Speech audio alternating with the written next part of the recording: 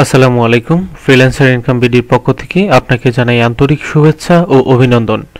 ইলাস্ট্রেটরের আজকের পর্বে আমরা দেখব একটি টুলের ব্যবহার, যেটার নাম হচ্ছে আইড্রপার টুল।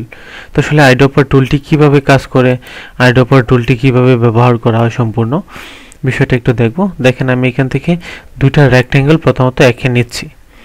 এঁকে নেওয়ার পর হয়তো আপনাকে আপনার ক্লায়েন্ট একটা কাজ দিল, বললো ঠিক হুবহু এটার মতো একটা কালার দিয়ে আমাকে একটা ব্যানার তৈরি করে দাও।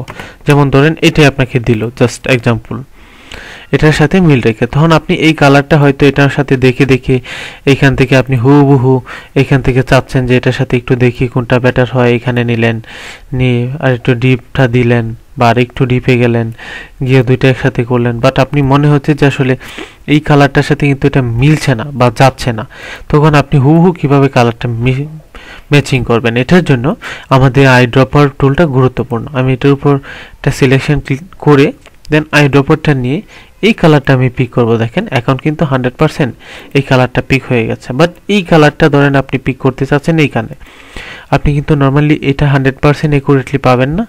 তো আইডিয়া করে নেওয়ার চাইতে আপনি এই যেভাবে যদি পিক করেন তাহলে দেখেন এখানে চলে আসছে। বা আপনি যদি এইটা চান এটার উপর ক্লিক করলে এখানে চলে আসবে। বা আপনি যদি এটা পিক করতে চান ক্লিক করলে দেখেন হুবহু কালারটা কিন্তু চলে আসছে। বা হোস্টি গার্ডারে এটা যদি আপনি ক্লিক করতে চান এটা ইচ্ছা করলে চলে আসবে।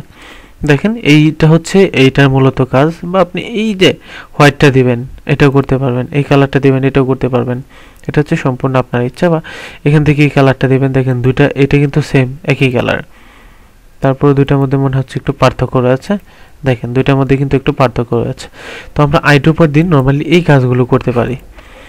তো এরপর যে টুলটা রয়েছে, এই যে টুলটা, এটা আমরা নেভিগেটর এই অংশগুলো আমরা প্র্যাকটিক্যালি দেখব প্র্যাকটিক্যাল ক্লাসের মধ্যে। অর্থাৎ এগুলো হয়তো আপনার এখন গুরুত্বপূর্ণ না, আমি প্র্যাকটিক্যাল ক্লাসে যেগুলো প্রয়োজন পড়ে আমি সেগুলো প্র্যাকটিক্যালি একটু দেখাবো। দেখেন আমি নর্মালি বেসিক্যালি আপনাকে বেসিক টুলগুলো যেগুলো রয়েছে বেসিক ব্যবহারটা এখন দেখাচ্ছি। যখন আমরা প্র্যাকটিক্যাল ক্লাসগুলো করব তখন আরও ক্লিয়ারলি বিষয়গুলো বুঝবো এবং বোঝার চেষ্টা করব।